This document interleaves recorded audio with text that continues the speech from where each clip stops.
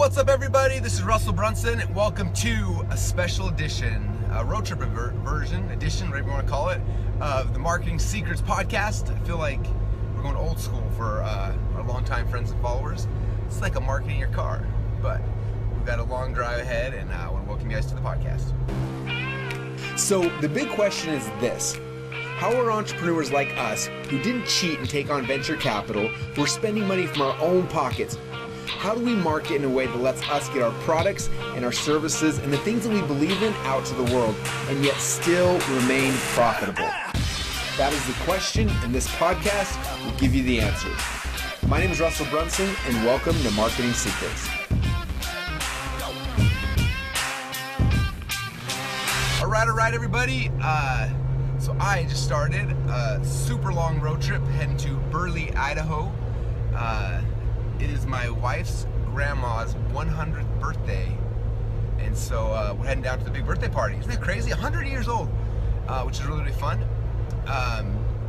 And my wife and kids actually left a day and a half ago. I had to get some stuff done, so now I'm heading down for the big party, and which basically means I have like a 2-hour road trip. And I headed out the door, I was all excited, and I totally unprepared. I forgot my camera to record podcasts, and I forgot my little earbuds. I forgot my sunglasses. Oh well, what can you do? I've got my battery charger for my phone. Oh well, I'm so excited. So heading down, and I got some time to talk to you guys, so I want to share some cool things. So first off, one thing we're working on is, as you probably heard, we're about to launch our viral video with the Harmon Brothers. They're the guys who did Squatty Potty and Poopery and all the other awesome things. And what's funny, if everyone's asking me like, oh, I want to hire them too, their stuff's awesome, like how much does it cost? And I think people think the quote's gonna be like 10 or 15 grand or something, but it's actually it's $500,000 to hire them to do a 3-minute video for you. It's not cheap. So we paid a lot of money to get this video created, and then and I was like, man, most people, they do a video and then they launch it and kind of just, you know, hope it goes well. And sometimes it really does, but I'm like, if we're gonna launch it, I want as much like oomph behind it as humanly possible. So I was like, we need to do a launch party. And so that was kind of the first thought. And then I was like, well, how do we do a launch party? I'm like, I've never done one before, but it's gotta be just kind of like a regular party. And I was like, well, maybe we should get like some cool speakers and get some cool influencers and affiliates out here. So I'm like, well, who would be fun to have? And I was like, oh, Gary Vaynerchuk would be cool. He's not speaking Funnel Hacking Live, but he'd be really cool for like fit for this event. So we called him up. He said yes. We'd pay him about $100 grand to get him to come to Boise to speak. And then we're like, well, where in Boise is like cool enough to actually host an event like this? There's not a lot of cool hotels. So the Boise State football stadium, there's a big like the skybox there. It's kind of cool. It holds like 300 or 400 people. So we're like, cool, we'll do this. We ran the skybox, and then we're like, well, who are we gonna invite? Like, should we invite? Like we need to make this really, really cool. I think Alex Sharfin told me this. It might not have been him. I think it was. Basically, the entrepreneurs that they like to create events out of everything, to make it memorable for them and for everybody else. So I was like, we need to make a big event. And so anyway, it just keeps getting bigger and bigger. So then we're like, well, we can invite our affiliates. That'd be kind of fun. We will invite a bunch of them. But like, who else can we invite that can share this video? And so we're like, well, we could invite people that aren't necessarily like our affiliates, like just other influencers who, if they share the video, would dramatically boost it. So we're like, well, okay, let's do that. So we set up this event. I was going to speak, Harmon Brothers was going to speak, Gary's going to speak, and then we start reaching out to influencers. They're like, we don't really care about people speaking. Like, we want a party. And we're like, well, it's going to be kind of a fun party. Like, we're all fun people. And they're like, no, we need a real party. So like, how do we throw a real party? And so we started just kind of brainstorming. And what came out of the brainstorm was, what if we rented out the actual football stadium, and then we like tried to play bubble soccer. I'm like, that'd be kind of fun. We're like, well, what if instead of just playing bubble soccer, what if we like tried to play the biggest game of bubble soccer ever? And like, well, what if we had the Guinness Book of World Records come in? Anyway, so that was kind of the initial crazy thought. And then Dave was like, okay, I'm gonna figure out how to make this work. And so Dave spent the next 2 weeks on the phone getting Guinness Book of World Records, and then getting Boise State to let us come in there, and all the licensing fees, and like, it's been this insane project. So we got all that done. And then we're like, we don't have any influencers who have come. We're in this thing like a lot of money.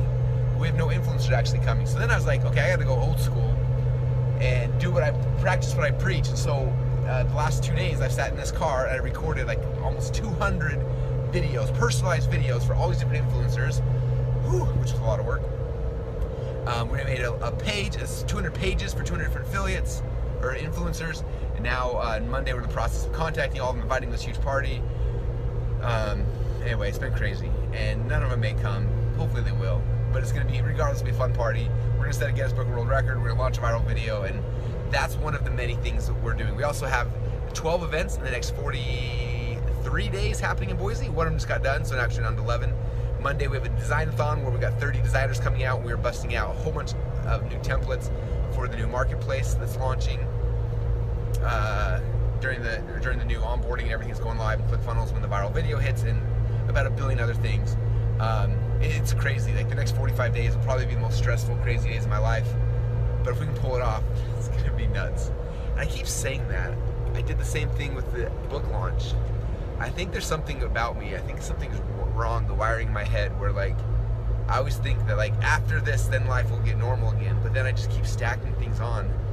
I think part of it's just like momentum. It's hard to get momentum for a lot of people, but when you have momentum, like, you don't want to slow down, you just want to keep riding the wave, right? And so like I feel like I'm like 14 minutes into my 15 minutes of fame, and I'm enjoying the ride, and I don't want to slow down, so I'm like, we just keep rolling stuff out. We're launching a new book, the Funnel Hacker Cookbook, this month. That's crazy. Anyway, yeah, if you guys could see what's actually happening behind the scenes, I don't think you would actually believe it. Funnel Hacker TV, we started filming that because we wanted to show people, but that's still just a glimpse. Like, it doesn't encompass everything that's actually happening. It's nuts, but yeah. All right, so for you guys, I wanted to share, because I've been thinking a lot about this. Last night as I was working super late, and I was like, why am I here? It's been 2 nights in a row. I've been here till like 2:30 in the morning, and I'm loving it. Like,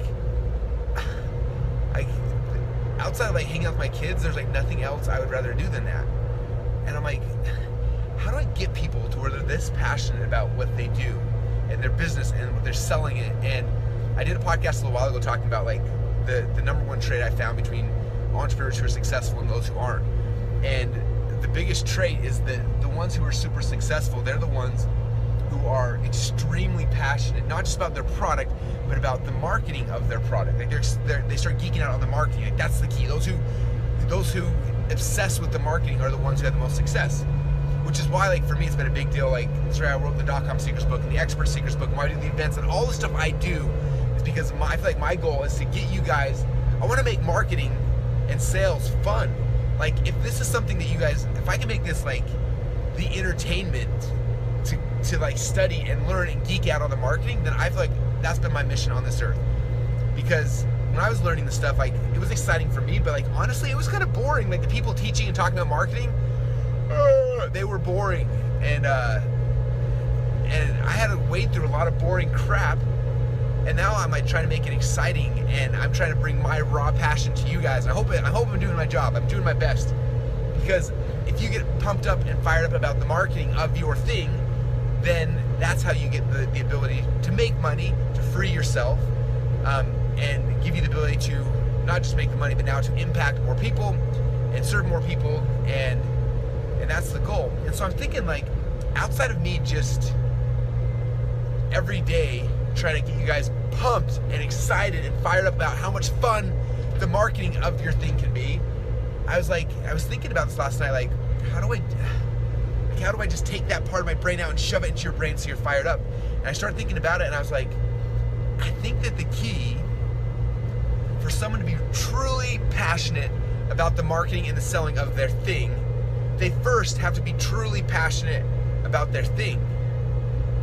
Because you think about that, like, I talked about this a little bit in the Expert Secrets book. Like, initially, like, you don't wake up I think I did, but most people don't. And maybe that was my gift or whatever, but most people don't wake up excited, like, I'm gonna learn how to do marketing. Like, it's not the thing that pumps people up, but there's something else that happens, right? Like, there's something that you got excited about in your life. It could be a book you read, it could be audio, it could be video, it could be just a weird thing, like, I don't know, whatever it is that your thing is, right? Every one of us, we have our thing, right? Your thing is something. So your thing that got you pumped up, whatever that was, I want you to think about that, because that's the key that unlocks everything. Because at first you get excited about that thing because it's exciting to you, right? And you go through this time of growth, and so you start studying and you learn and you geek out and you start growing and growing and growing and growing, And at first, it's honestly, it's kind of a selfish thing, and there's nothing wrong with that. Like, what's the dude from Wall Street say? Greed is good. Like, initially it is, I think, not long term, but short term, greed is good, right?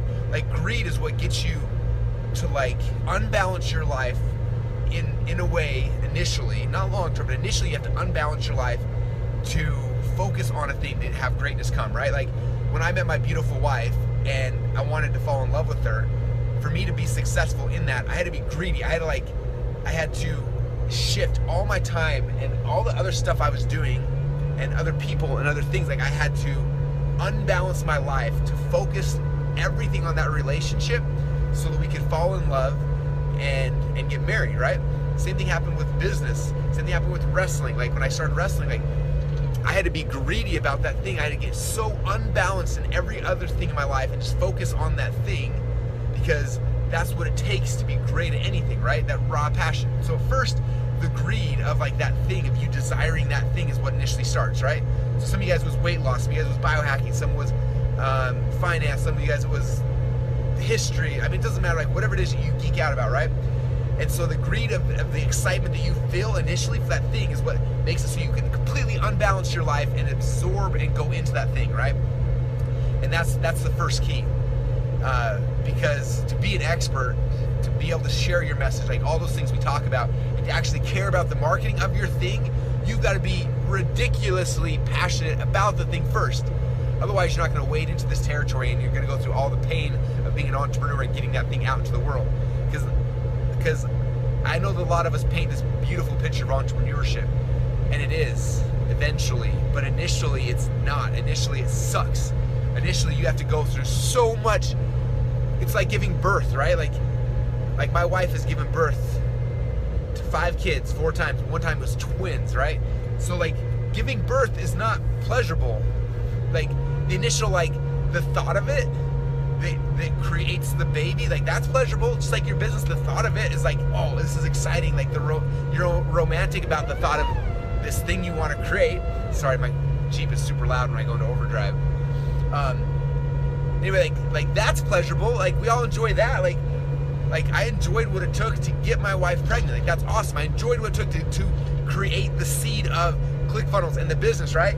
Like that part's fun. And then after the romantic side happens, then it's like for pregnancy, there's 9 months of like pain, right? For the woman, like my wife, I watched her go through this 4 times. She gained weight. She felt horrible. She felt sick. She was throwing up. Like business is the same way. Like after you go through the romantic part, now it's like painful. Like you have to work hard. You can't sleep, and you have to like deprive yourself of friends and family and like and life and like all the pleasures in life to birth this thing that you have. And most people give up during the birthing process because it sucks.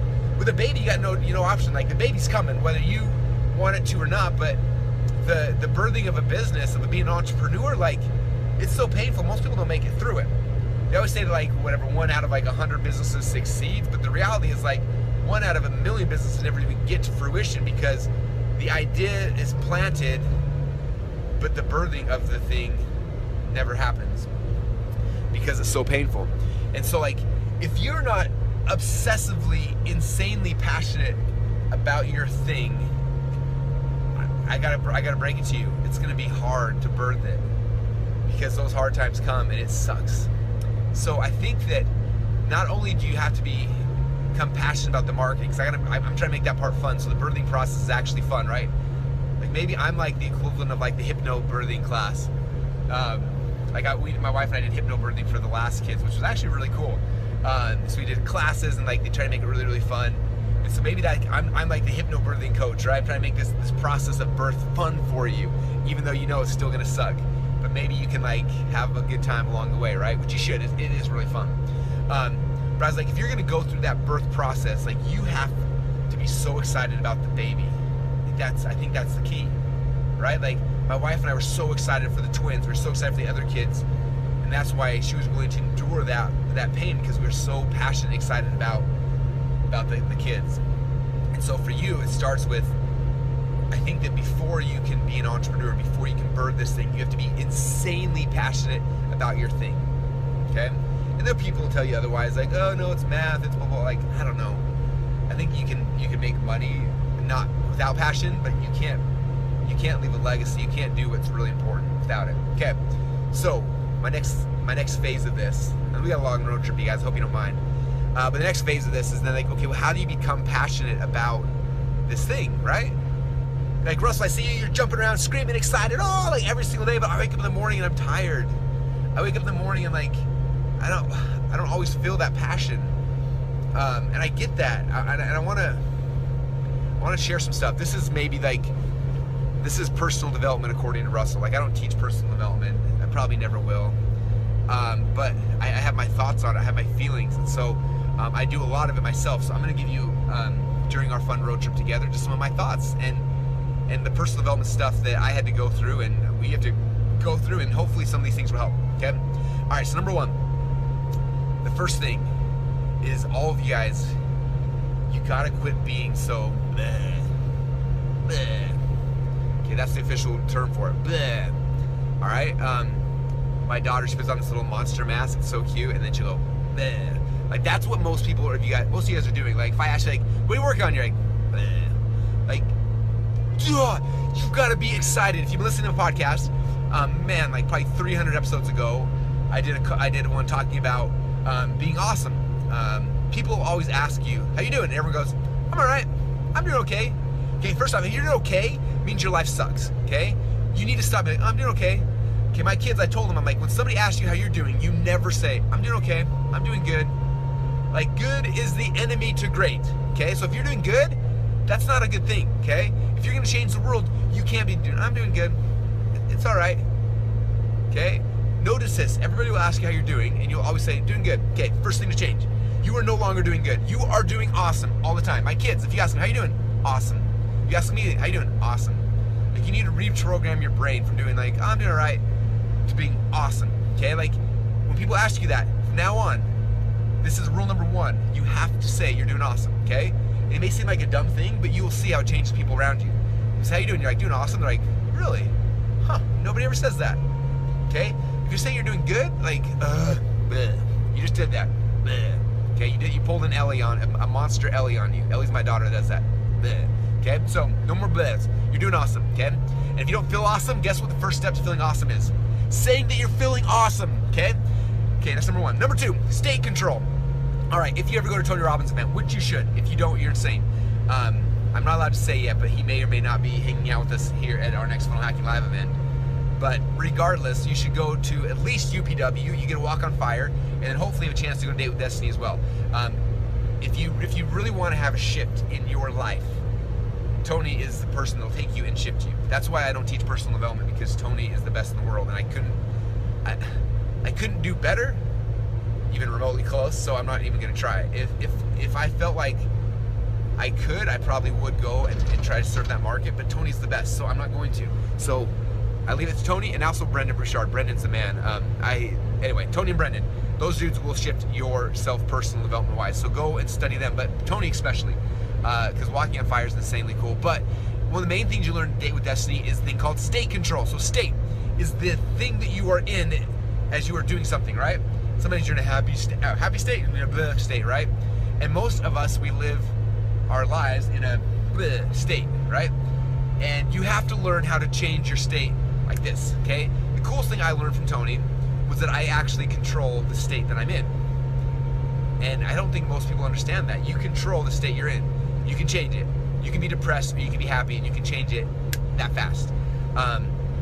And when I learned that, and I became aware of it, it was insanely cool. I would have a long, horrible day at the office. I'd be beat up, tired, worn out. I come home, and as most people do, I could walk through the door and be like, bleh, be a bleh dad. But I was like, no, I don't want to be a bleh dad. So I walk in, tired, beat up, angry sometimes, frustrated, like all the crap you go through sometimes during the day. I get to the door and I say, I can either walk in and be a bleh dad, or I can change my state. So I'm like, what am I gonna do? I'm gonna freaking change my state. And so I do what Tony Robbins talks about. There's three things. He calls it the triad. I make these three shifts in my life, my physiology, my focus, my meaning. I shift those things, and boom, that fast, I walk in, and guess what? I'm not a bleh dad. I'm a freaking awesome dad. And I have fun with my kids, and I play with my kids, and they're gonna remember that. okay? When I walk in the office, some days I haven't slept more than an hour. I walk into the office, and guess what I feel like? I feel like I want to die sometimes. I'm so tired. And I walk in, I can be like, bleh, right? But guess what happens if I walk in and I walk in that state and I'm like, bleh. Guess what happens to all the people around me? They will match my state because I'm the leader. And if I walk in and I'm blah, they will all become blah, right? And this is the official term, by the way, now, is blah. So if I walk in and I'm blah, they're all gonna be blah. If I walk in and I'm at a freaking 10, they are all gonna rise to my level, to my state, okay? State control is huge. You can control your own state, but the other cool thing is that you can control the state of the people that are around you. People always come to our office and they're like, is it always like this? And the answer is yes. Why is it like this? It's because I'm freaking setting the pace when I walk in the day. I walk in knowing that the pace that I set is everyone's gonna match me at that pace. If I come in blah, they're gonna be blah, okay? I work with other companies and partners and friends and people, and what's interesting is like we will work with employees of a business owner, and whatever the state of the business owner is, and you know that by seeing their videos and all their stuff, the entire company matches that state. It's insane. And so if I want to dominate the world, I gotta learn to change my state. So understanding state control, it is huge, and it's so much more simple than you think. Okay, Tony Robbins talked about go to UPW. So anyway, there's three things. He calls it the triad, right? So there's three things that are involved in state control. And I'll kind of go through these. I'm probably gonna slaughter him. So go study Tony. Worst case, go to YouTube and type in Tony Robbins state control or something. I'm sure you can get some videos of him teaching as well. But the triad. So the first thing, there's three things you gotta change, right? The first thing is your physiology. It's your body. This amazing gift that God has given us functions and drives everything, right? If you've noticed depressed people, they look depressed. Yeah. Bleh. Right? Sad people, what do? They look sad. Their body matches and mirrors how they feel. Okay? So a lot of times we think like, I'm sad, that's why my body's like this, my shoulders are drooping, that's why I'm bleh. Okay, sometimes because your body's drooping, that's why you're sad. Like just changing your physiology, changing your state, changing like how you hold your body will actually change how you feel. It's insane. He talked about that there was a group of people who were clinically depressed. Not just, oh, I'm depressed, I'm sad. Clinically depressed. They were in a clinic. They were in rehab because they had such bad depression. They took this group of like 50 clinically depressed people and they took them off all their depression medication, which all medication really does is change your state, changes your physiology, honestly. We'll talk about it in a minute. But it takes them off of, it takes them off all their meds and makes them stand in front of a mirror for 30 minutes a day with your shoulders back smiling. Even if it's like a fake smile or you're angry, like, ugh, but makes them smile for 30 minutes, right? And guess what happened? Just by changing their physiology and forcing themselves to smile for 30 days, every one of the people who had clinical depression were healed. They were miraculously saved from their depression, okay? Now there are times when, and I have friends and family members that deal with depression, so I'm not shortchanging that, but I promise you that by shifting your physiology, you can shift everything. Like it's huge. Like I've seen people who are depressed who shift their state, shift their body, and they get under. Like it's crazy. Okay. So if I want to be in a happy mood, if I want to be in a good state for my kids, my wife, my whatever, if I'm going to a meeting, if I'm going to whatever, like the state, like how I hold my body has a ton to do. I would say 50% of how I enter a room has to deal with the outcome of what's going to happen. Now that's not scientifically proven. That's just what I'm guesstimating based on what happens. So that's a big thing. So figure that out. How do you control your body? Okay. Look at what depressed people look like. And if you hold your body in a way that depressed people hold their body, you're going to be depressed. If you hold your body in the way sad people hold it, you're going to be sad. If you hold it in the way that happy people, you're going to be happy. Okay. Look at me right now. Do I look happy? Like the reason why I'm doing this, if you watch Vlogs, you're like, why is Russell so excited? Because when I'm in an excited mood, I feel better. I get more done. I get people around me, they raise to my level of vibration and they get excited as well. Okay? There's this weird thing, and this is scriptural for those who are the church going folk, and those who aren't, it doesn't even matter. Okay? Light cleaveth the light, darkness cleaveth the darkness, right? One of my coaches, Tara Williams, talks about this all the time, vibes, vibrations. Like people are like, he's got a good vibe, she's got a good vibe. You sense the vibration, right? And if you think about this with like tuning forks, let's say you have a tuning fork here and you want to like, if you hit two tuning forks next to each other, they will eventually like match their vibrations. There's a high-pitched one, low-pitched one. They will meet in the middle because vibrations, they match, right? Light cleaveth to light, dark to dark. And the same thing happens with you. Like if you come in and you're a tuning fork and your vibration's high, either people are gonna suck you down to their level and you'll be depressed, or you're gonna come in and freaking just blow their mind with a level of like energy and vibration, and everybody will rise to you. Okay, you have to understand that. Either they're gonna suck you down or you're gonna rise up. Okay? And so that's huge. So that's one part of state control is understanding that your body has so much to do with it. Okay? Now that you understand that, how else can you control your body? Okay? This is why us nerdy entrepreneur biohacking people talk about like the importance of our body, right? Alex Sharfin, the Pirates Cove Mastermind, he said for any of you entrepreneurs who aren't treating your body like a professional athlete, you're insane. He says you're doing things that professional athletes aren't. You're trying to accomplish things that they can't even fathom. And if you're not taking care of your body, like you're insane, right? And it's true, like what you put into your body affects your physiology. Okay, when I eat crap, guess how I feel? Crap. Okay, why people always ask me why I take so many supplements? Because different supplements I take affect my physiology. Now I have rules with my supplements. Most of y'all know I'm a Mormon, therefore I don't do a lot of things. I don't do alcohol, tobacco, coffee, tea, any other like crazy stuff. And so I don't do a lot of things, but there's some supplements I do take because they affect my physiology. Okay, I do take some caffeine because caffeine affects your physiology. You take it, it increases your energy, like your physiology changes, so it helps me to get into a state faster.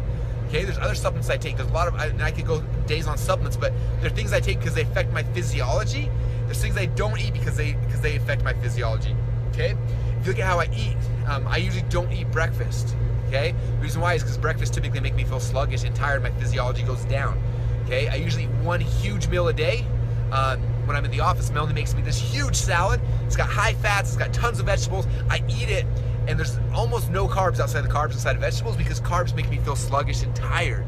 I don't want to feel tired. So I just eat the vegetables, meats, and fats because that keeps my energy, keeps my physiology good. Okay?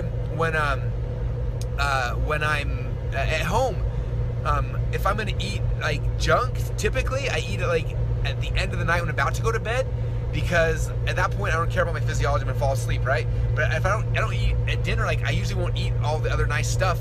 I'll go and I'll pick the veggies, the meat off whatever my wife makes, and I eat that because I know that if I eat the rice and I eat the carbs by that, guess what happens? My physiology drains, and then I'm gonna be a worse dad for my kids. Like I know how it works. And so if I want to stay in a peak state for my kids, I have to stay in I gotta keep my physiology going. So I'm very careful about what I eat. Okay. Now sometimes I'm not as good as like a lot of my biohacking buddies. Like sometimes I just screw up, and then like if my physiology, this is probably a bad thing. This is the negative of personal development. But if I eat something I feel like crap, I'm like, well, I feel like crap. I'm gonna feel like crap no matter what. Might as well make my taste buds feel good. So then I go all out, and I like, if I have a bad day, I have a really bad day because I'm like physiology jacked anyway. Let's have some fun. So there you go. All right, that's number one. Number two side of the pillar of Tony's triad is shifting what you focus on. Have you noticed that like depressed people focus on depressing things? Have you noticed that happy people focus on happy things? But Russell, there's so much sad things happening in the world. I know there is, but guess what I don't focus on? The sad things that are happening in the world. Guess what I don't watch? The freaking news. Guess what? Do you want to know why? Because the news focuses on depressing things. I don't want to be depressed. I don't listen to depressing things. I try to focus on people and things that get me pumped up. I listen to podcasts, people that inspire me, that get me excited. I read things that get me excited. I focus on stuff that gets me excited, okay? In the business, crappy stuff happens every single day. And I tell you what, when you go from $1 million company to a 10 to 100, the level of crappy crap that comes up every day exponentially increases, okay? They say, someone told me the other day that every 3 months, entrepreneurs focus with a decision that's either gonna make or break them. Okay, that's true when you're running $1 million year business. When you're running $100 million year business, that happens a lot more often. I would say probably every 3 hours. I'm not kidding, okay? There's a lot of crap that hits me in the face every single day. And if I focus on the negative, I would be in a state of depression right now, okay? I'd look at it, I'm like, oh, that sucks. All right, this is the answer, and I turn my back and I run from it. I do not focus on it for more than 5 seconds. Otherwise, I will lose my state. Okay, what are you focusing on? Okay, why do you guys get overwhelmed? You get stressed. Okay, do you not think I get overwhelmed? I have 12 events happening in the next 47 days. We're doing the biggest launch in the history of the freaking internet. We're redoing the complete onboarding process. I just wrote a new book in the last 30 days. It's not a tiny book, it's a freaking cookbook. It's my 500-page cookbook. We're doing a design-a-thon tomorrow, in 2 days. Like, if you knew how much stress I had on my plate, I don't know, like, I'm pretty sure most people would crack under the pressure. I'm shocked that I haven't yet, but the reason why is because I keep moving on. Dan Gable, the greatest wrestler in the history of wrestling. Well, maybe not the greatest anymore, but he is the legend, right? He is the Michael Jordan of wrestling. So Dan Gable, someone asked him one time, because he went through all of college never losing a match. So his very last match he lost. He got so pissed off he went and started training for the Olympics, and he actually became Olympic champion, and not a single person scored on him. But what's crazy is while he was training for the Olympics, it's so crazy. So the Russians actually said, they came out public and said, we are going to train an athlete with the only goal is to beat Dan Gable from the Americans. And Dan was like, no, I am the greatest wrestler who's ever lived. Nobody's going to beat me, right? So what did Dan do?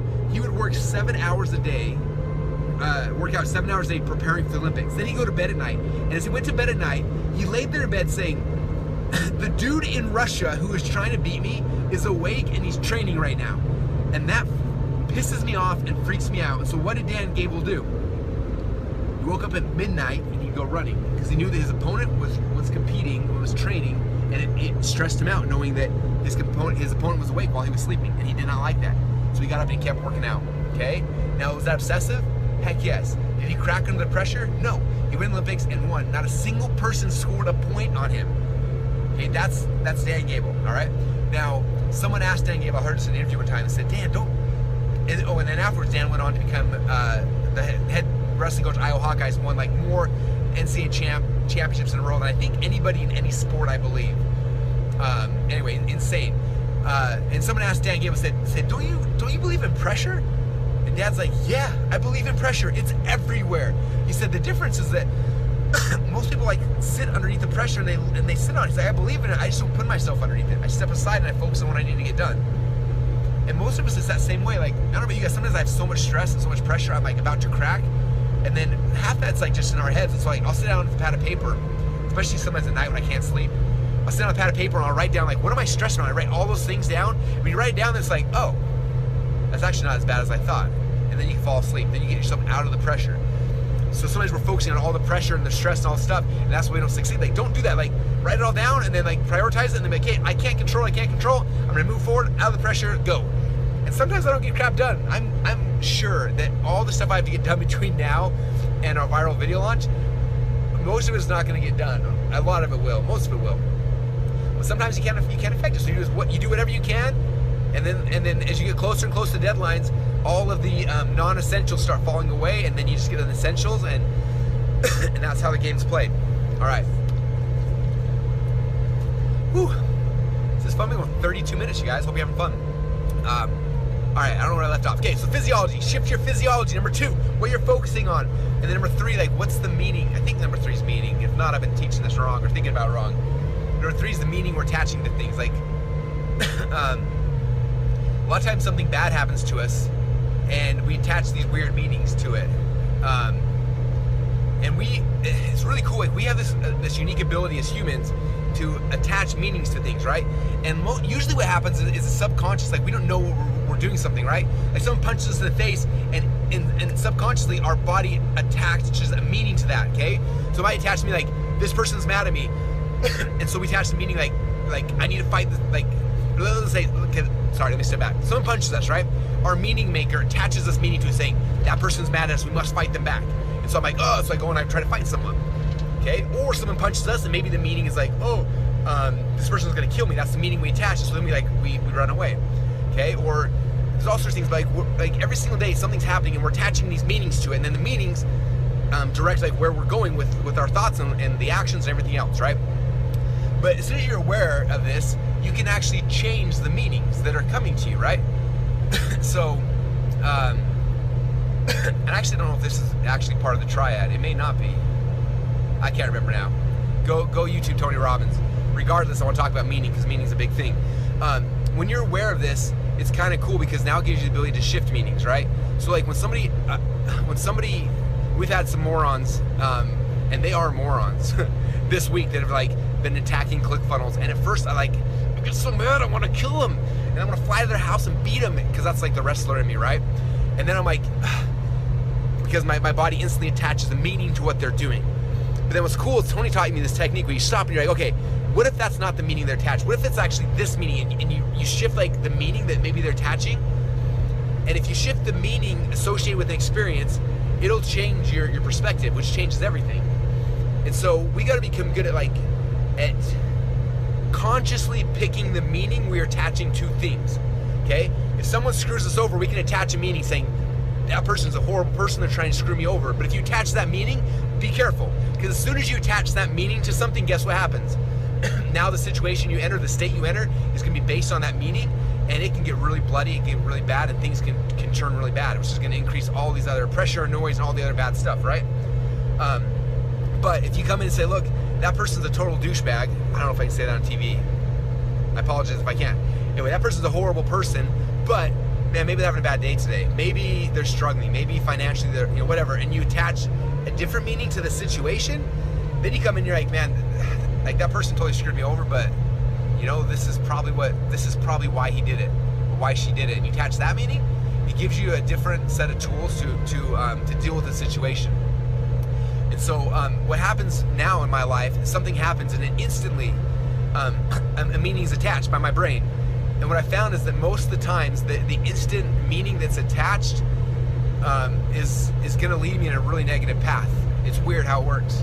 And so, too often I run down that negative meaning, and I'm saying meaning, not meaning, and bad things happen. And so I try to consciously stop, and then I try to take the exact opposite. I remember Tony at Date with Destiny, he does this thing. He says, find an experience in your life that pissed you off. Okay, so I remember, for me, it was something with my wife. And my wife was at the event, they had me sit separate, so she was sitting like 4 rows ahead of me.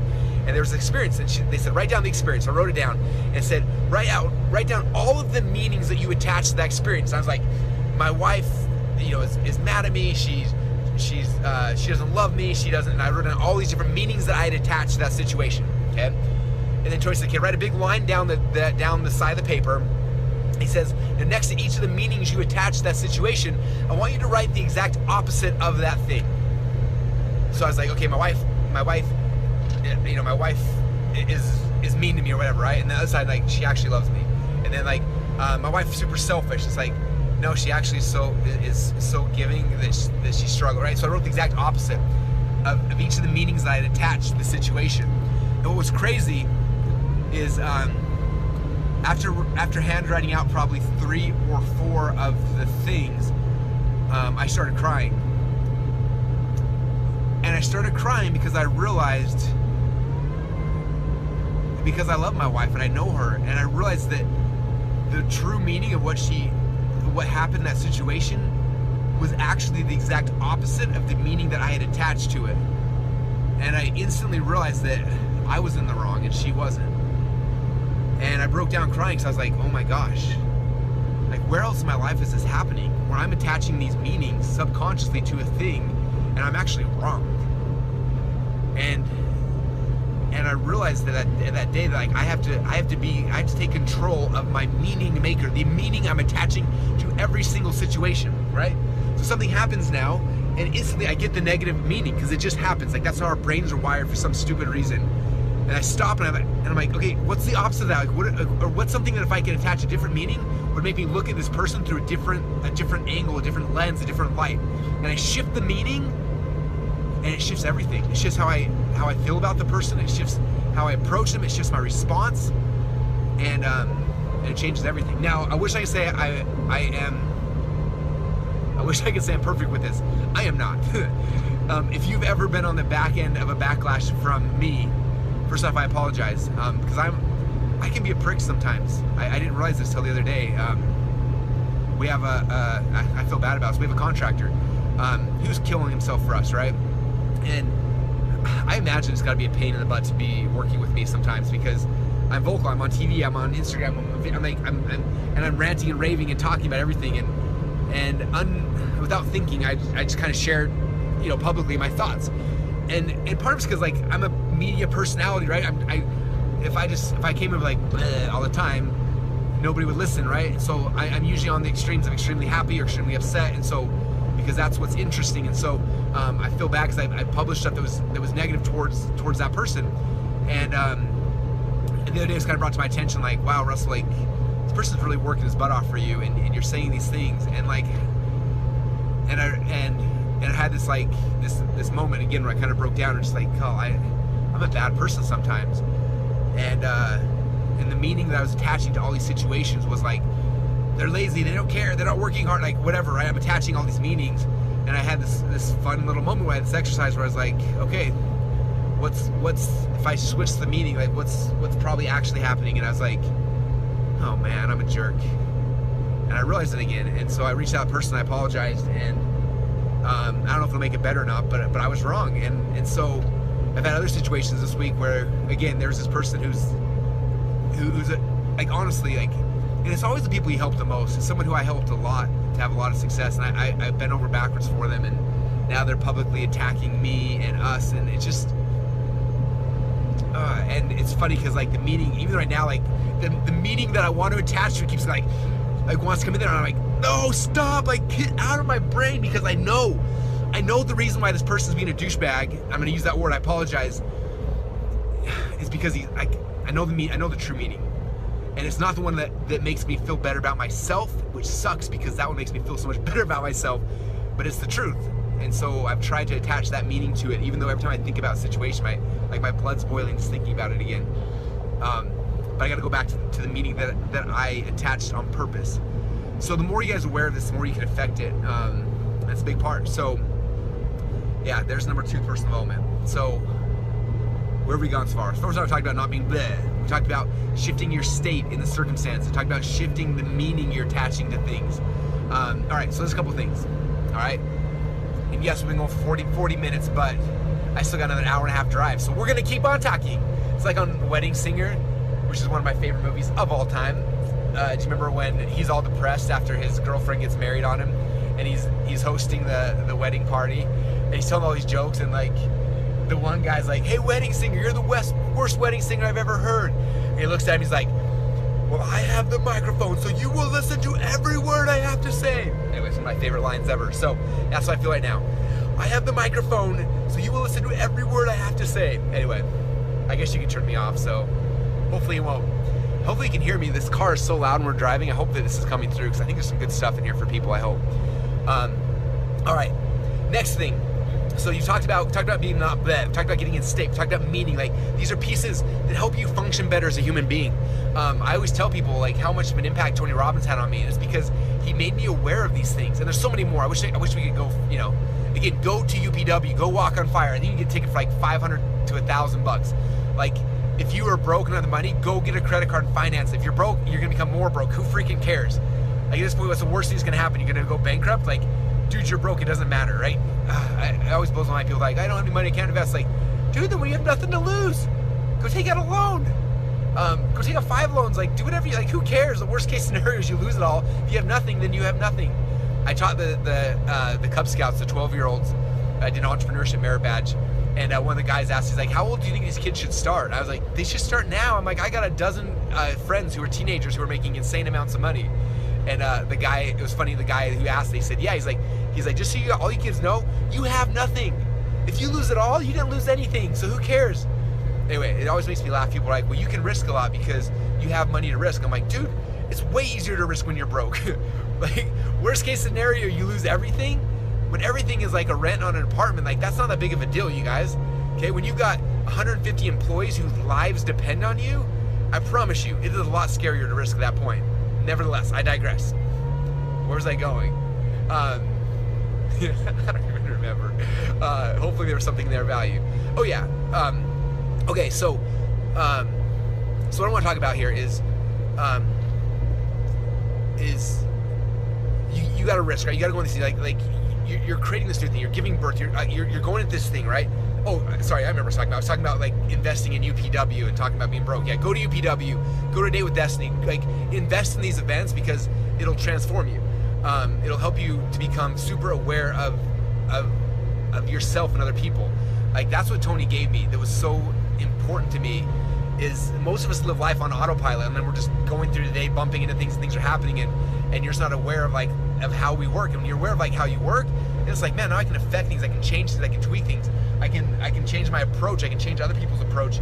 And for me, it's been huge. Understand me and people better. So yeah, go to those things. It's worth it. Yeah. So there you go. I have a friend down in Australia. His name's Mal Emery. I don't know why it's popped in my head, but he says if you're broke, he said, I don't have a problem with you if you're broke, but I do have a problem if you stay broke. Like, there's too many opportunities in today's world.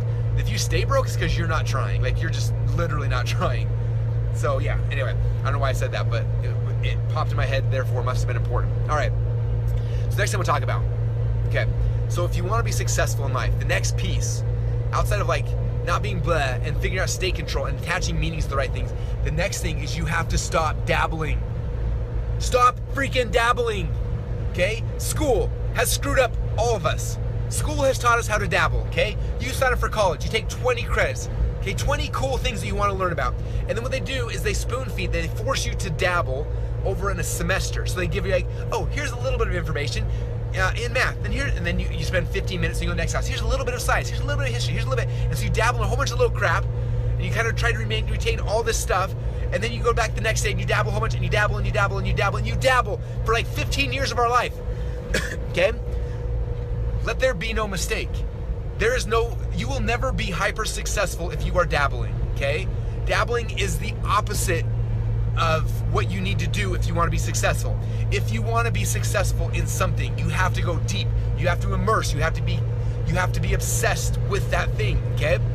I guarantee you, the people that I'm competing against right now in our business, the reason why we are kicking the crap out of all of them is because they are dabblers, okay?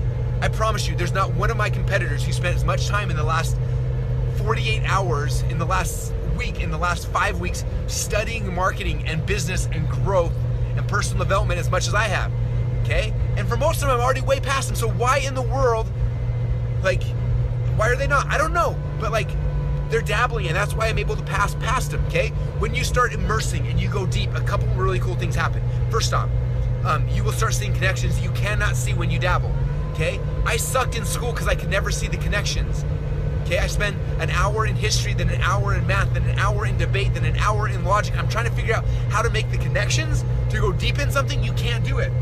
Okay? The reason why I've written 2 books is not yes, I like writing books. Yes, I like sharing it. When I write a book, I have to go in such deep immersion that I start seeing these connections that you can't see when you dabble. Okay? When I started writing the Expert Secrets book, I was doing a whole bunch of things. Some things consciously, some things subconsciously. And as I started focusing on this book and trying to make a really, really, really good book, it forced me to read and study and geek out and immerse myself in a whole bunch of different things. And from that process, I was not dabbling, I was immersing. And I don't know if it's God, if it's your brain, but when you immerse yourself, I feel like the reward for that is that all of these connections that you don't normally see all of a sudden start being open to you. Okay? Howard Berg told me, he's the world's fastest reader. He said, when he goes into a topic, he said most people read a book and they think that's that they form their opinion based on one book they read. He goes and he'll read 30 or 40 books to get a really clear view of oh, this is the reality of the situation. This is what 30 authors said, and you get a very clear view of it. And that's what I feel like immersion. When you immerse yourself and you go and you listen, you study, you read, you really geek out and become obsessed in your thing. Like I said, I don't know if it's your brain, if it's God, if it's the universe, whatever you want to attribute it to. I know who I attribute it to. But he opens up pathways, he opens up connections for you and lets you see a full picture. And that's your reward for immersion. And so that's the next step in this, you guys, is you have to stop dabbling. Okay? And so first off, the first phase in this is for you, comes back to you being greedy, right? The first phase is figure out this thing you want to be obsessed with. Okay? And maybe it's not the marketing yet, and that's okay. Okay? Because phase 1 is about being greedy and about mastering it for yourself and becoming who you need to be to serve the world that you're trying to serve. Okay? So go and now is the time, okay? It's the time to become unbalanced. In the Bible, if you listen to the song, I think it was, who was it? Time for every season. There is a time, there's a time under heaven for everything, right? Time and a season for everything, right? This is your season to immerse in your craft. and become the best in the freaking world at your craft, okay? Again, there's time in the season. This is the time in the season right now for you to do that, to immerse yourself. So that's phase number one. And that's gonna give you the ability to become who you need to be. And you're gonna become completely unbalanced. Your work life, your social life, your family life's gonna become unbalanced during that period of time, but you're gonna be able to immerse yourself. You're not gonna dabble, you're gonna unbalance and become awesome at your thing, okay? And then there will be a transition phase where you're going through and you're becoming so passionate about it, where there'll be this weird time where all of a sudden, like, I don't know what it is, like, you can't get filled up anymore. For me, like, I was doing all this marketing for all of our businesses and our companies. We were doing the neuropathy product, the weight loss, the dating, the coupon, all these different businesses, and we were doing it, and like there came a point where like I stopped getting fulfilled by just doing the business, and I didn't know what it was, like, and I started going through this like slump. I didn't feel the momentum, didn't feel the progress. I was like, like I just didn't feel it, and that transition is because eventually, like, you can't keep growing in that immersion, because eventually, like, you'll see the connections, you'll see everything, and you're going through this immersion, and then like you will, I don't know how to say it, like, not that you'll become perfect ever, but you'll become like more perfected in that thing where it's hard to, you have to squeeze a lot more oranges to get any juice out of it to really like fill you up. And that's when I talk about in the Expert Secrets book, that's when you transition from this growth to like the only way to keep growing is to transition to contribution, okay? And this is where entrepreneurship is born. This is where you realize, like, the only way for me to actually, to keep sharing this and to keep like having that juice is to start contributing and giving back and sharing with other people. And what you will find is insane. As soon as you take this passion, this gift, this thing you've been geeking out on, you've been immersing yourself on, you become obsessed with, you start sharing it, like that juice starts flowing again. It's like the next wave, and it's like, oh, like it's so fulfilling. That's why I'm doing an hour-long podcast instead of just focusing on the road and listening. It's why for me right now, I start listening to, like when I start doing personal development and growth, I start learning and studying, like as I do that, I start like shaking, because I'm like, this is good, I'm getting juice, but if I could share this with other people, I will get 10 times what I'm getting right now. And that's why I publish so much, that's why I share so much, is because I like that contribution will fill you up more than the growth will eventually. But first, you gotta fill up. Again, you gotta become unbalanced so you can become who you need to be, but after you've hit that point, and you'll know it's because you can't get the same fight, you can't get the same thing out of it, you start contributing. And that's logically where you start shifting to contribution, okay? And that's when you step into like, that's when you start becoming obsessed with the marketing. That's when you start geeking out there, okay? And that's the key, you guys. That's when it's like, at that point, you don't care about the money. This is what I talked about a few podcasts ago. The people who struggle and people who are trying to make money, okay? When you've been geeking out on a thing and you have like filled yourself up and now you shift to contribution, you do not care about money. I could not care less about money at this point in my life, okay? It's fun, it keeps track, it's like how we know that we're doing well, but like that, like, it's such not a driving force. You can ask, like, I do not have logins to my bank accounts. I have no idea what's in there. My accountant, I always laugh, I'm always like, hey, can I buy this? And he's like, yeah. I'm like, okay, cool, I have no idea. My wife lost, I don't have access to my bank accounts, personal, business, anything. I do not know what's in there, okay? I don't want to know. It means zero to me at this point in my life. The only thing that means anything to me now is this contribution. Like, that's what fires me up. And so, and that's the state, like that's the state you got to enter business and entrepreneurship in.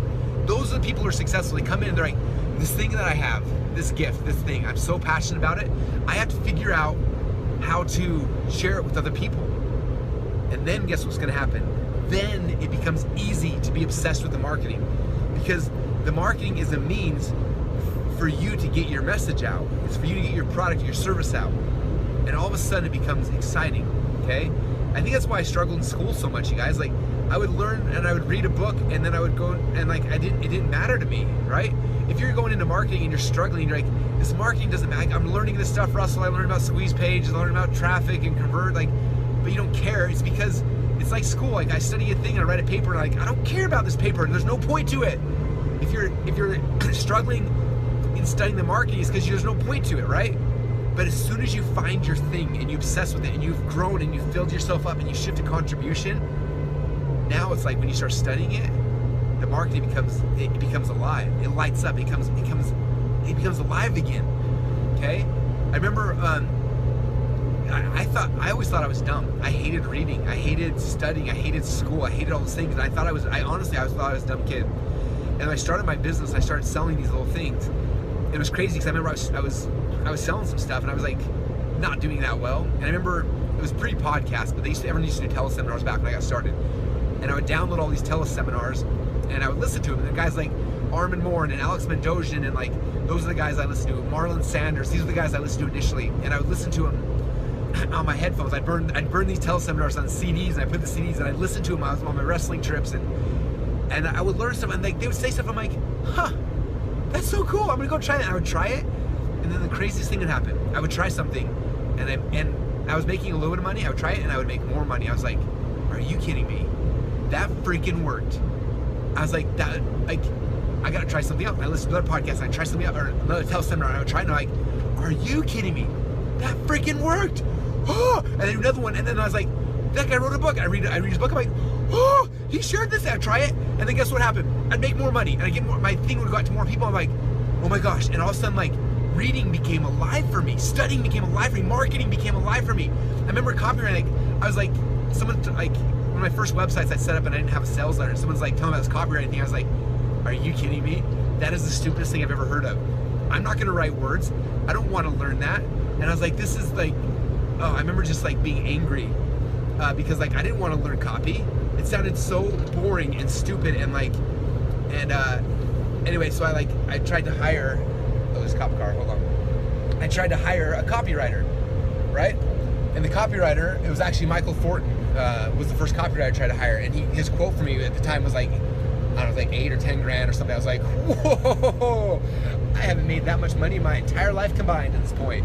I was like, okay, well, so then I tried to read a book on copy, and again, it was like horrible. I was like, this sucks. And then like I had to write my very first little sales letter, so I kind of wrote it, and then it was crazy because I made money. I was like, huh.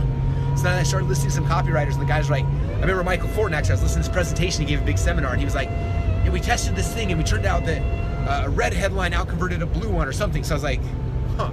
So I changed my headline to red, and sure enough, it outconverted. I was like, what the crap? I was like, okay, what else has this guy got? So he's like, oh, I remember he tested like a brown background. I was like, and it did better in this thing. So I was like, okay, I'm gonna do a brown background. So I set a red and brown background, and sure enough, it outconverted. I'm like, are you kidding me? And all of a sudden, then he started like trying headlines. So then his headline swipe file had all these headlines. So I tried 4 or 5 headlines, and one of them like dramatically beat the other one. I was like, what? I changed the headline and I doubled my income. Normal humans, if they want to double their income, guess what they got to do? Like a doctor would have to go back to like 16 more years of medical school to specialize to double their income, worked on the 15 years, and then maybe they would. I changed like 13 words on a headline, and all of a sudden, guess what? Copywriting became alive for me.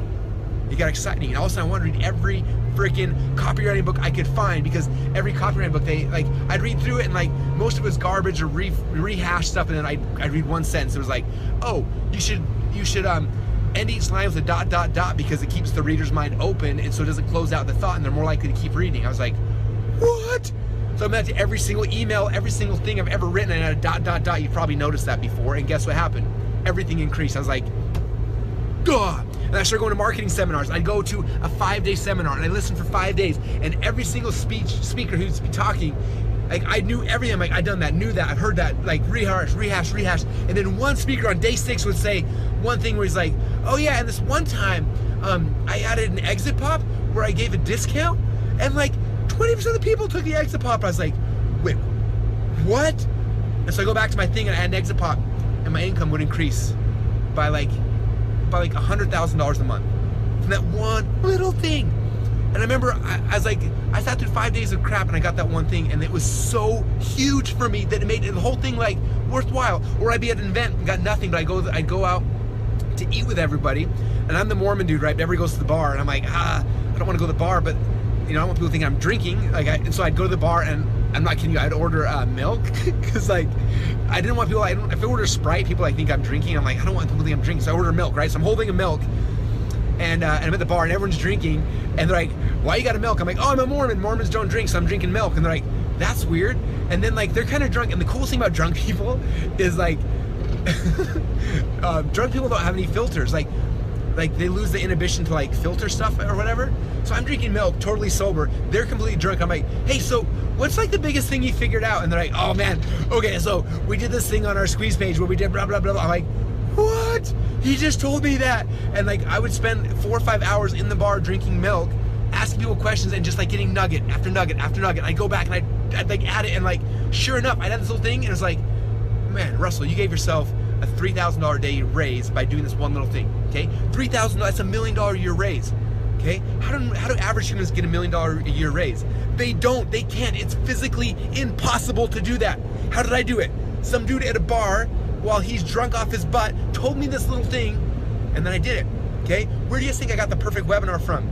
Okay, I am not a genius, okay? But guess what? I went to all these events and I saw speaker after speaker after speaker after speaker pitching. And maybe that what they said sucked, but guess what? I heard how they did a close. I heard how they did a trial, and I wrote that like, that's what, like, that guy said that thing, okay? All of the different, it's funny because Steven's always like the Russell, he always talks about the Russellisms, the things that Russell says that are so cool in my presentations. I didn't make most of those things up. Most things I heard another speaker say, and I'm like, that's amazing. I wrote it down, boom, that was worth everything. So basically, it would make me laugh. I'd go to an event and I would get 1 or 2 little nuggets like that. I'd come back and it would give me a $2,000 to $3,000, maybe $4,000 a year raise. And I hear someone online complain like, that event was a pitch fest. All they do is sell stuff. I'm like, you went to that event to try to learn how to sell things. Why do you hate money so bad? Like, I saw the same thing you did. I gave myself a $4,000 a day raise. I don't know what else to do. It's because they're looking for, like, it's because they haven't figured it out yet. It's like they're going to school and they're pissed because the professor bored them to death.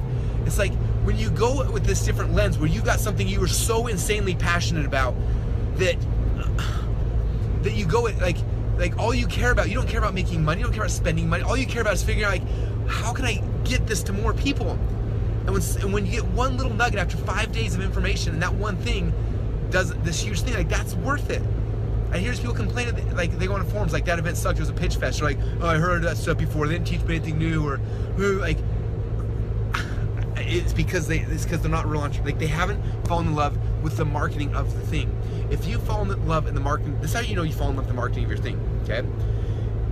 It's when you literally stop watching TV for the shows and you watch for the commercials. That's how you know. It's when you're listening to the radio and you're waiting for the songs to end so you can hopefully hear a really good direct response radio ad, okay? It's when you're scrolling through your Facebook feed looking for ads. It's when you're liking weird crap that you know you don't care about, but you're praying that they will start retargeting you with their ads. Okay, it's when you log into your wife's Facebook account, not because you give a crap about what she's doing or care or talking about, but you know that she is seeing different ads than you are, and you want to see what those ads look like. Okay? That's when you know that you're passionate about marketing. That's when you know you're so obsessed with getting your message out that, like, it's become, like, that's the level you got to be at. Okay? But I think that I'm come to grips now.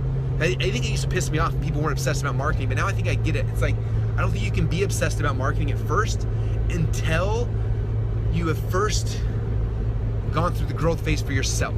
And you've got to become ridiculously obsessed initially with your thing, because that's the first phase, right? You got to immerse yourself there, and after you've done that, then when you start shifting to the entrepreneurship side, to the growth, to the contribution and sharing it, that's when you will become obsessed with the marketing, okay? That's when copywriting became alive for me. That's when split testing became alive. That's when all the geeky crap that I shouldn't care about, none of us should care about, that's when I started caring about it because it became alive. Does that make sense, you guys? That's when I can sit there for 5 days and watch sales pitch after sales pitch after sales pitch and not hear a single word about what they said, but just watch their hands, their hand motions, and how they're anchoring the stage and what they're pointing to and why and when and how, and be excited, okay? One of my buddies, Darren Stevens, he literally went to a Tony Robbins event, and he went to the entire thing. And I don't know, I can't remember if he told me if he watched the recordings of it or if he did it when he was there, but he watched an entire, like, week-long Tony Robbins event with no audio on. No audio. You say, why would somebody do that?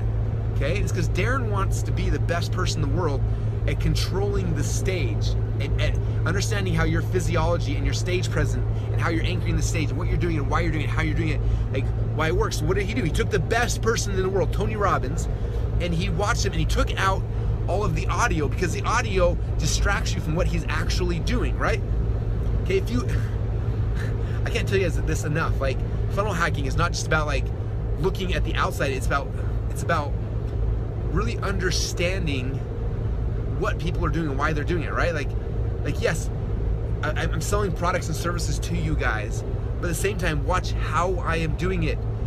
Okay, so Darren went and he watched Tony Robbins because he wanted to see Tony's hand motions, what he's doing, why he's doing it, how he's doing it, and he wrote this huge write-up for me. He sent me. It's insane about like all the stuff Tony's doing, like the reason why Tony's pounding his chest at times, why he's going like this, why he's doing the whoa yes clap, why he's pointing to different directions as he's anchoring and seating, and like all those things are not accidental. Like, they're real, they're purposely done. When I'm on stage and I'm talking about stuff, when I'm walking in different parts of the stage, sometimes it's accidental, but for the most part, like, I'm doing things on purpose. I'm anchoring part of the stage, I'm taking you on timelines, I'm trying to bring you back to different places so you get emotionally impacted based on things that are happening. Same thing's happening in a webinar, teleseminar, not podcast, because I'm just driving and talking. Maybe I am, who knows? But I want you guys to understand, like all of these things are there for you. Like, I spent 14 hours yesterday, 14 hours going through every email I had ever sent with swipe files, squeeze pages, templates. I found every template I ever had paid for design, and because every template I designed, I went and I had all these people, the examples. Like a decade of funnel hacking I went through yesterday, and I archived all of it into Trello boards based on page type, based on funnel type, based on all sorts of stuff. And I'll probably never use the pages again, but I want to be able to see them and categorize, like, oh yeah, that page, the reason why that page was awesome is because of this. Okay, there's actually this one little block. There's a dude who figured it out on these squeeze pages. I'm not going to ruin the surprise for you, but if you type in squeeze page warning, those who are in the know will know this, but there's this dude who had a squeeze page at the very top, he had this warning block that says like warning, blah, blah, blah. That increased conversions on squeeze pages by insane amounts, right? And most people never knew about it. And then he mentioned it one of these, like, I think he's in the dating market. He mentioned it at a mastermind, and then dozens and dozens of people done it. But most people have never seen it before, right? If you were to do it on your pages right now, it's insane. And I totally forgot about that, so I'm going through my swipe files. I'm like, oh yeah.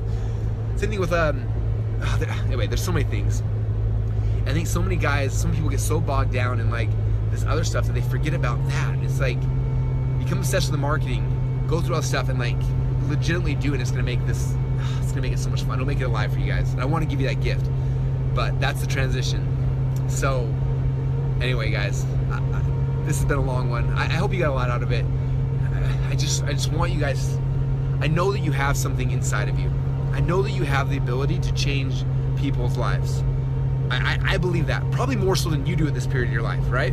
If I didn't believe that, I would not be doing this stuff, okay? I make plenty of money running a software company, okay? Like, I don't have to do all of this stuff. I don't have to talk, I don't have to write books, but like, I'm in a spot in my life now where like my contribution is to get you off your butt so you contribute as well, okay? Because I'm trying my best to touch as many people's lives as possible through the things that I do, but I just know that the clearest path for me to have an impact on the world is to touch you as an entrepreneur, because you have the ability to affect more people, okay? You may not, and some of you guys know this, some of you guys know, I mean, we have people that literally have hundreds of thousands, if not millions of people a year that they are touching and affecting. And if I can magnify what you're doing just a little bit, it amplifies that, okay? If I can show you something that gets you to convert more people, to give you more money so that you can actually serve people at a higher level, that's huge. And some of you guys are at the beginning of this journey right now, and you're like, I don't have anything, Russell. Like I'm not that passionate yet, or I don't have a voice, or I'm nervous, or I'm awkward, or like whatever. Like, I promise you, I wish I would have been podcasting and blogging 12, 13, 14 years when I got started, okay? The Russell you see today was the most awkward, nervous, weird person on planet Earth 14 years ago. I couldn't carry on a conversation with a human being, let alone like with a camera for an hour and 8 minutes now at this point. Like, that comes with a lot of practice, but it comes with what we talked about at the beginning. It's like unbalancing your life and becoming obsessed with something. And I don't care what that is for you, but you need to do it. Like, find something that fires you up, okay? And right now, if you're like, I'm not that passionate about anything, like, that's okay. Find something that gives you a little spark. Like, initially it's a spark, right? Like, I wasn't that passionate about marketing at first, but there was a spark. When we have a spark, then it's like, okay, now let's throw some kindling on the fire. If there's a spark with something, go find other people that are obsessed. Okay, you have a lower vibration right now. They've got a higher vibration. We talked about this earlier. Go find people that are obsessed and get around them. Listen to their podcast, read their book. If they have an event, finance your house if you have to. Go to that event and plug into their vibration so they will bring you to the excitement level that they are at. Okay, I am trying to do that every day in my marketing, if you have not noticed, okay? Most of you guys, when you came into this world, you did not know about marketing. You didn't care about marketing. You didn't care about funnels. You didn't get into this world saying, I'm gonna build funnels. You either had a spark saying, I wanna make money. You had a spark saying, I wanna share something. You had a spark. And for some reason, you've bumped into me because I'm so loud and obnoxious and annoying and everywhere. You probably saw a YouTube video and you're like, stop targeting me on YouTube, Russell. But I'm trying to take your spark. I'm trying to ignite it. I'm trying to give you as much waves of excitement and passion and vibration as I can muster up so that your vibration will rise to my level. Okay? And so for you, where do you have a spark? Find that spark and then find the people around you in that market who are on fire and plug into them. Give them any amount of money that they need. Okay? I'm serious about this. If you're broke, it does not matter. You're gonna be more broke. It doesn't. I don't know how to get that. Like people, I was at Grant Cardone's event. I think there was like 2,500 people in this long room and you were seated based on how much money you spent. So people in the front spent like 15 grand to be there. In the back, they spent like 500 bucks. So the further back you got, the less money you spent, right? What was crazy to me is when I pitched my product, the people in the front ran to the side room and bought. And the further back you went, the less and less people ran to the back. Okay? And you may say, well, Russell, it's because those people in the back didn't have as much money, therefore they did not run to the side. And I would argue with you that you are wrong. Okay? The people in the front have money because they have invested money. Okay? They're used to spending money and investing, and then they have more success. Okay? The people in the back are broke because they've never invested in themselves. That's it. Okay? Like, that's honestly it. They're already broke. Like Grant Cardone said this to me at the backstage. He's like, don't the people in the back understand? Like, if you're already broke, it doesn't hurt you to be more broke. Like, it doesn't. Okay?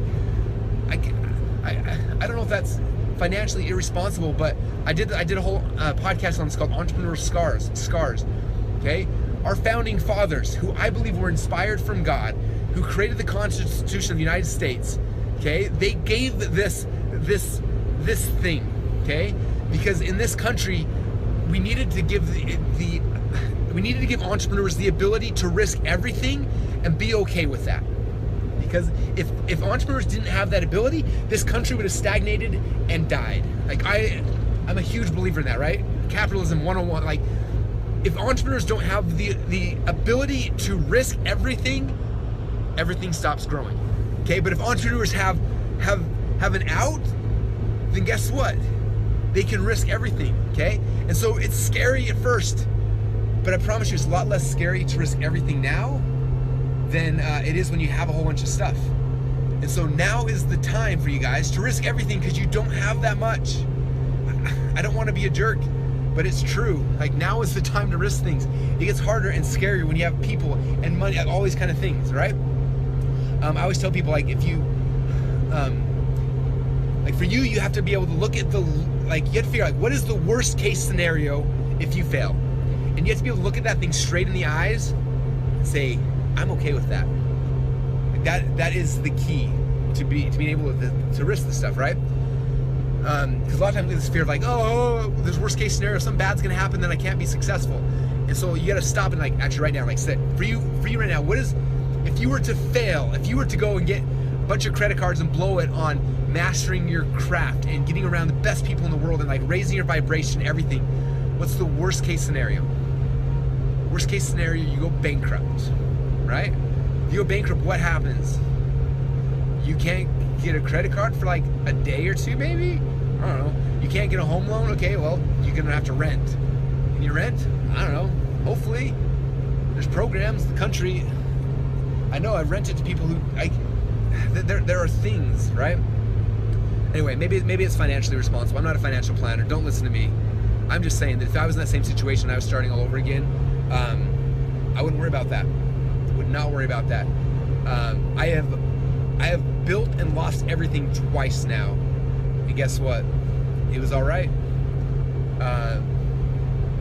Yeah, It's okay. But the biggest thing is if you don't build something, if you don't try something, if you don't go deep on something, then you never know. You'll never know. So, yeah.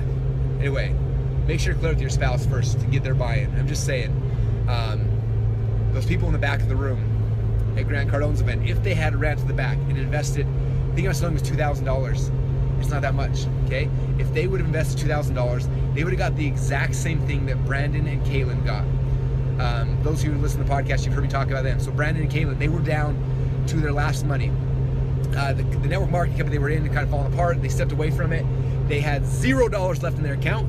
They had a credit card, a couple other things, and they saw my pitch for Funnel Hacks. It was $1,000, and they watched it and they're like, we have to buy it. They're like, we don't have $1,000. They're freaking out, and finally they decided, okay, we're gonna buy it. I wish they were on right now to tell the story because it's awesome. So they said they're gonna buy it, and so then Brandon was gonna buy it, and he was gonna buy it, and then he wussed out. He's like, I'm not gonna do it. So he didn't buy it. Instead, he went to Clickfunnels.com and just paid $100 for ClickFunnels. He went back to Kayla and said, I didn't do it. I just bought the $100 thing. And she's like, we said we were gonna buy it. And he's like, I know, but we don't have any money. She's like, it doesn't matter. We don't have any money anyway. Like, who cares if we buy something with that? Like, we don't have any money. So what's like zero and negative 1,000 is pretty much the same thing. Like, it's not changing the quality of your life. And so they went back and buying the $1,000 thing, and she was pissed because now she's like, now we were $1,100 in debt as opposed to $100. And then guess what they did? They had something they were already passionate about. She had lost 60 pounds. She was in weight, she was already passionate about something. She had already gone through the growth. She had already filled that, and now she was transitioning. They were transitioning to we need to share this with other people. And so what did they do? They did similar to what I did. For them, they did a little different. This is what I recommend for you guys though. They bought the Funnel Hacks training, and then they watched video number 1, and they started watching it, and so they got into it, and they paused it, and they did that thing. They put play again, they did that thing, they implemented what it said, they paused it, did that thing, push play, pause, and for 2 or 3 months or weeks, I can't remember how long it was, that's all they did is they put it all in place, and then when it was done, they launched their business. And their initial launch, they were driving, I think it was Thanksgiving or Christmas, they were driving to their families, and they told me, they said they had enough gas money to get there, but no gas money to get back. So they filled their gas in their car, they started driving, and they got down to their family's house. They were staying in a room, and they started going through, and they launched this thing. And luckily for them, they rolled it out, and they made $20,000. Not to pay for gas money to get back. And then they started geeking out. They started plugging in. They started doing what I did. Okay. Again, I didn't want to learn copywriting, but when I found out that you change a headline, you change 13 words, and you give yourself a $1,000 a day raise, suddenly becomes really interesting. And so they plugged in the podcast, and I watched these guys over the next 2 years, and it was crazy because they would I would do something. I remember I did a podcast where I was on a webinar with Jason Fladlin, who's one of the best webinar presenters ever born on this planet. And at the end of the webinar, Jason did this weird thing for 90 minutes. And I was so pissed at him because I thought he was going to kill webinar sales. Turns out he doubled our webinar sales. And on the drive home, I was doing the podcast, I'm like, holy crap, Fladlin pulled this thing out of his butt. He did this thing. I never even heard of it. Doubled, literally 2x'd our sales. Okay, the podcast went live the next day. Brandon and Kaylin listened to the podcast. They said, are you kidding? They told me they say frickin' Russell Brunson, which is the same thing I used to say, where I'd be like, frickin' Dan Kennedy, frickin' Michael Fortin, frickin' John Carl, all the guys I studied. And they'd say some little nugget, and I would try it, and it would be so they said that. They went back, they added the same thing to their end of their webinar, and they messaged me back, they said, frickin' Russell Brunson, we did it for our webinar, doubled sales. I was like, are you kidding me? And every single thing, they listen to my podcast, they tell me, every time I say something, they take it, that I try it, they try it. Brandon said, he said, we're a week behind your implementation. You do it, we implement it a week later, and we're just doing it, we're doing it. And I want you guys to understand that, that's when this game becomes fun. It's when you realize that, man, listening to Russell rant about the stupid thing, if I add this one little piece, all of a sudden, I go from helping 100 people a day to 120 people a day. That's pretty cool. And my bank account goes from, $1,200 a day to $1,300 a day. You gave yourself a $100 a day raise today. Are you kidding me? People don't do that. We used to have a big mantra in our old office. We'd always say, we come in how can we give ourselves a raise today? How can we give ourselves a raise today? And it was looking for that gold nugget, looking for that little thing, looking for that headline split test, that tweak that I did, that little nugget. What can we do that's different? That's how the 108 split test book was born. I was able to do a lot more split testing before Todd Dickerson, my partner in crime with ClickFunnels. We used to build the best sales funnel we could. We get it out there live, pre-ClickFunnels. It was a pain in the butt. We build the whole thing out and get it live, and then Todd would log in. He'd use Visual Website Optimizer was our split testing tool time. He'd split up like 1,000 different tests and try to beat my control, and he always did pretty much every time. And that was the goal. Is like, okay, I made the best version we can. Todd, see if you can beat it. And he would test, and he'd like beat it again. And it was like every day, how do we give ourselves a raise today? And that was the game we played. And that's how the 108 Split Test book was born. That's how half of like what I know about funnels was born during that time, because we were just testing every funnel variation I did, landing page, template, I did like everything we could dream of for like a 2.5, 3 year period of time. And it's how I became who I am today. It's how I became the dude who probably knows more about funnels than any human being on earth, because I hacked more funnels, I tested more funnels, we did more than anybody.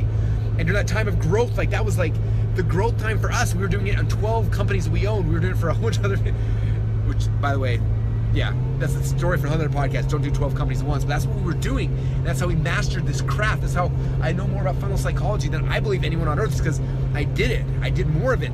We tested so many things. I was like, holy crap, I thought for sure this would have won. But no, this one, and this didn't win, and this won, but this one, you know, this helped on page 1, but it made page 3 conversion goes down. And I got my gift because of like the insane amounts of work that Todd and I did during that time. Todd and I, my entire team, by the way, did. Okay, and we didn't have it nice like you guys have nowadays. I went on a little rant with some of my team the other day. Like, we get people now who come to ClickFunnels, and it just, they're like, yeah, first off, they don't use ClickFunnels the way it's made. For those of you guys who are having bugs, I want to let you in, because if you have bugs, it's because you're trying to do crap that ClickFunnels is not made to do. Okay, so you're hacking things, you're doing stuff like, if you use ClickFunnels the way it works, there's not bugs. Like, I don't have bugs in my funnels. I don't know why everyone's got these bugs. It's because you're trying to do things that you think are going to be better, and they're not. Okay, it's because you've been listening to the Confusionsoft gurus explaining why you need 55,000 different variations of funnels. If you just learn how to sell, all that crap would go away. Okay, like every time people tell me there's all these bugs in ClickFunnels, I'm like, I'm not seeing it, man, because I build funnels on it every single freaking day, and I'm not seeing the bugs. Okay, there are little things here and there, and we fix them as they pop up. But for the most part, the bugs are like, you are creating bugs by trying to do stuff that does not matter. So there's number 1. Number 2, you're paying between $100 and $300 a month for the software. We had a really, really bad competitor come out, which we've had, I'd say probably at least 30 to 40 ClickFunnels killers who've come out in the last 3 years since we launched ClickFunnels. They all come and go. They always try to undercut us on pricing, and it's just like, and I always get all these people like, oh, so-and-so's coming out, you're gonna, you know, and I'm like, you know, maybe someday we'll have a big competitor. I mean, who knows? And I'm excited for that day. I actually enjoy competition. Some of you probably have noticed. I got no problems with that. When I was wrestling, all I tried to do was fly around the country to find the best people in the world so I could learn how to beat them. So I'm game. So anyone wants to step up legitimately, like, please do. But please don't come in a disguise like we're going to beat them by undercutting their price, and like everyone's coming out like, oh, you're losing your customers because they're undercutting your pricing. I'm like, are you kidding me? The people who complain about spending $100 a month to run their entire company, I don't want them as customers. In fact, we're honestly thinking about like doubling or tripling our prices just to show, like, to give the virtual finger to like everyone who's trying to undercut us. Like, we don't want those customers. You can go there. If you can't spend $100 to run your company, you should not be running a business at this point in time. Like honestly, that's how I feel. I want to walk you through a walk down memory lane now, how we used to build funnels, because this is the reality of how it used to work. Okay, we would have an idea.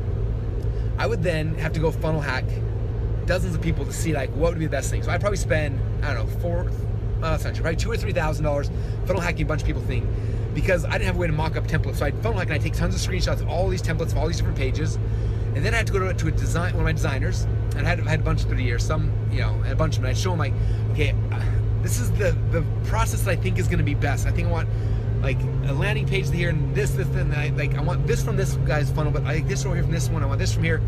So I map out kind of like the funnel process I wanted to test. Okay, and then but I want this guy's design, but this over here. It's like, it was a nightmare. So our designers would go and they try to create a page, and I'm like, no, but this and that, and like it would literally be, I don't know, 6 to 8 weeks of us going back and forth, just getting the design and the funnel structure right. Okay, and they'd have to hand code everything. So we get all the HTML done. Then we have to go, and after we get all the pages done, so it'll work good, and then we have to go back to our developers and say, okay, now here's all the pages, here's the order forms, here's everything. Now you got to actually make this work. And so they'd have to go and like custom then go into the PHP and the coding, the SQL databases to build up. So the order forms actually work. They actually went to a database. They had to set up the security certificates. They have to set up all the APIs to go to all like the 20 or 30 different things that we were thinking. And it would take the developers on average another probably 30 days to hook up all of those things, okay? So my cost just in like salaries at that point in time, I mean, we're probably at 15, maybe 20 grand in salaries just to get all these things done at that point. Then we started to write the copy, which eventually I started liking copy, so I did a lot more of that myself. But prior, like I started hiring a lot of copywriters. I would spend on average between 10 and 15 grand for every sales letter we would write. If it was somebody else or it'd be my own time, which would take me probably 6 weeks or so to write all the copy for a funnel, okay? We would then plug all those things in, and we'd be, three months, conservatively 3 months, and usually a little more than that, and then, conservatively about 30 grand per funnel in. Before we could test it, okay? So for you guys, are like, that's $100 and I can only build 30 funnels and I still have to get an SMTP mailer to send my emails out. I have no like empathy for that. None, zero. I want you to leave us and go to your competitors, please. For the love, leave us. Go for the $37 option. I want you to be their nightmare clients. I do not want you to be using Clickfunnels. I don't have any empathy. Zero. Not one iota of empathy for you. If you cannot pay $100, even $300, if you can't pay $300 to run your company, you are not an entrepreneur. You should leave this business. Honestly, you should just stay as an artist and go to the beach and do your thing and have a hat out there and get tips. Like, that is your level of being an entrepreneur. Like, I don't know what else to tell you. Like, I please leave. You can go. You have my permission. I do not want nor need your money. Okay? But if you are trying to freaking change the world and sell stuff and make a business, that's what we've given you. Okay? Now, if you want to do super insane complex stuff, you may have outgrown Clickfunnels. Okay? That's fine. If you've outgrown Clickfunnels, go hire people that custom code stuff. I'm okay with that. Okay? You're gonna be like, oh, your software's buggy. It's like you're trying to customize crap that you should be spending 20 to 30 grand on like we used to. You can do that. Go for it. You have my permission to leave. I do not need your $297 that bad. Okay? I promise you that. Like, the headaches that go to some people who are complaining to me about the bug they find when they try to add the 47th upsell on the 13th email sequence that somebody clicks yes versus no twice instead of once. Like, that's not what we're made to do, okay? And the reason why is because after freaking testing a million things, when you go back and you do it the way that I had to do it, okay, those 3 months and that 30 grand was for our initial test. Okay, then Todd would have to go split test a whole bunch of things. Then guess what we found out? Half times we get the pages to convert, but the funnel wasn't profitable. So then I have to come back and say, okay, this entire funnel didn't work, so we have to rebuild the upsell, downsell sequence. Which is, I gotta go back to the drawing board, and it's not me spending 15 minutes in ClickFunnels, like cloning the page and doing a split test. No, okay? It was me hiring another copywriter, writing a new version of the video sales letter. It was me figuring out new layouts and designs and functionality and trying to re-custom freaking code all that crap from the ground up. Then we have to go rebuild the entire funnel. Then we have to relaunch to drive new traffic. Okay, we're another, if the funnel didn't work, we're another 10 to 15 grand in for the second test. Okay? Oh, my $300 cost so much, I can only do 400 split tests at once. I got no mercy for you, okay? All right, sorry for the rant, but this is freaking important, okay? So, all right, okay.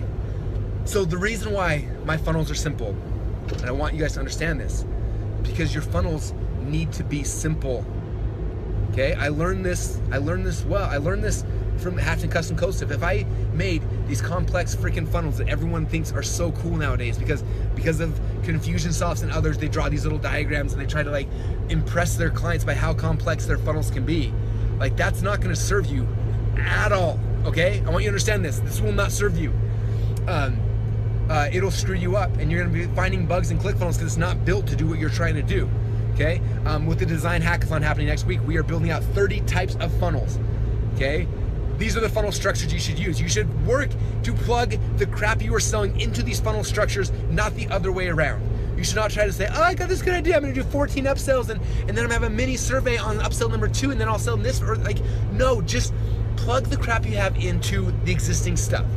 Okay, the tiny potential, maybe incremental sales you could get by tweaking this thing is not worth I promise you that if you put the same effort and the same time and energy, money into like hiring a better copywriter or mastering your you know, like there's a dude who I pay $100 to write each headline for me. So like when we have an offer, I'll give him $1,000, they write me 10 headlines. Like that's a better investment of your time than trying to have like 16 different upsells, because having a different headline can change your, like that will do more for you than the complexity that you're trying to do. Like, anyway, my rant is over. I think it's over. Should it be over? I just want you guys to understand that, like ClickFunnels is built for customers like me, okay, who want to get a message out quickly. They want to take the best proven practices, and then they want to focus on the stuff they can control, okay? If you want a cheaper option because you feel like $100 is too much to invest in the entire background and infrastructure of your business, you have my permission to go, and I hope you enjoy it. And when your business makes enough money that you can switch, we will gladly welcome you back. Or you can do what the wise man did and build his foundation on a rock, okay? I don't know if you guys remember that song from Sunday school, but the wise man built his house upon the rock, and the foolish man built his house upon the sand. And when the rains came tumbling down, the rains came down and the floods came up. The rains came down and the floods came up. The rains came down and the floods came up, and the man on the sand washed away, and the man on the rock stood still. This is like primary songs 101, you guys. So if you want to build your house on the sand and you want to go the cheap option, you should. You definitely should. Yeah. And when you want, if and when you want to get super complex, if there's reasons, there's use cases that ClickFunnels wasn't built for, like, don't feel bad, you guys. Like, I'm okay with that. You can outgrow us, okay? ClickFunnels is a company that's built for businesses in this certain range, and I understand that, and I respect that, and that's what we want to serve. If we try to serve everybody, we will not succeed at either, okay? So a lot of times if you guys come to us, you're like, oh, this is a bug, this is a bug. A lot of times we look at it as, it's not a bug, it's the limitation that we have put on our software, because that's not something that we want our users doing. Because if we open that up to everybody, then it adds a whole nother level of complexity. Like, ClickFunnels is already complex. I do not want to add more complexity. I want to make more simplicity. I honestly, if I wouldn't have uproarings and riots in the streets right now, I would take away some of our features. I would pull things out. I would simplify a lot of stuff. And you will notice over the next year or so, we have a bunch of new UI people, new teams coming in, and our goal is simplification and trying to make things simpler and easier, not more complex. Like, Russell, what's the newest features coming to ClickFunnels? Like, there are some cool new things coming out, but at the same time, a lot of it's simplification.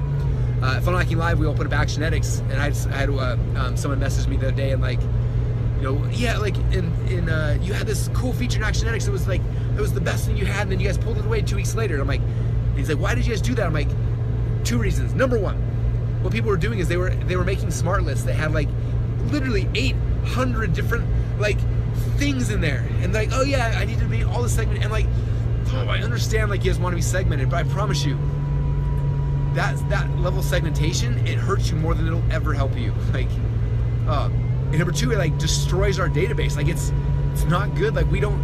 If you want that kind of like complexity, like, please go and like build that on your own. But like, this is for ClickFunnels is built for entrepreneurs to move quickly. Okay, the opportunity, like you being able to launch 2 funnels instead of 1, is the difference. Like, I don't know. Like, that's the goal of it. So, all right, we've been going for a long time, you guys. I don't even know where I'm at. I hope I haven't passed where I'm going. Anyway, I hope you guys enjoyed this podcast. It's been a lot of fun. I hope you guys actually listened to the whole thing. There were a lot of really, really cool stuff that I really wanted to share with you guys in here, and I hope you got a lot of value out of it. And yeah, so to recap, don't be a bleh. Build your empire. Become unbalanced and focus on becoming who you need to be. And then after you've done that and you're ready to transition to contribution, then shift your balance and be obsessed with the marketing of it. Have fun with it. This game is fun, you guys. Like, every day I wake up and I'm like, I can't believe I get to do this. I can't believe I had a 2-hour drive time. Like, I can't believe I can hang out with you guys and just share and talk and like, and I mean, based on my stats, I mean, between YouTube and and our podcast, and we'll have between 15 and 20,000 people, you guys, who will listen to this whole entire thing. It's crazy. 20,000 people. And if each of you guys got one little nugget out of that thing and gave 20,000 of you guys the ability to affect an extra 10 people, it's 200,000 people affected. And if you are able to get an extra 100 people, that's 2 million people I was able to affect. If you get an extra 1,000, it's 20 million people. Like, it's insane, the ripple effect. And I hope that I didn't waste any of your time. I hope you guys got something, 1 or 2 or 3 little nuggets. But look at these things that way. Like, go into this, you guys. Go into everything. Go into your study time. Go into your podcast. Feel like I'm putting out a lot of content, okay? And I'm hopefully making it entertaining and fun for you guys. But you're always looking at that one little thing, like, oh, that's how Russell. I had probably a dozen people message me when they saw how I do my one of the Funnel Hacker TV episodes. I had my Expert Secrets board, and I finished the Expert Secrets book, and I closed the board, and they saw that, like, that's how you manage your projects. Like, now I see how you get so much stuff done. Everything's compartmentalized. You have your teams in projects, and Trello's the way you do it. And like that little thing was just like huge for people. It was one little nugget, and you know, you never know where they're going to be picked up. You never know when gold's going to be dropped. You can grab it. So plug in, immerse yourself in this stuff, you guys. My goal is to get your vibration up to mine, so you can be as passionate as I am.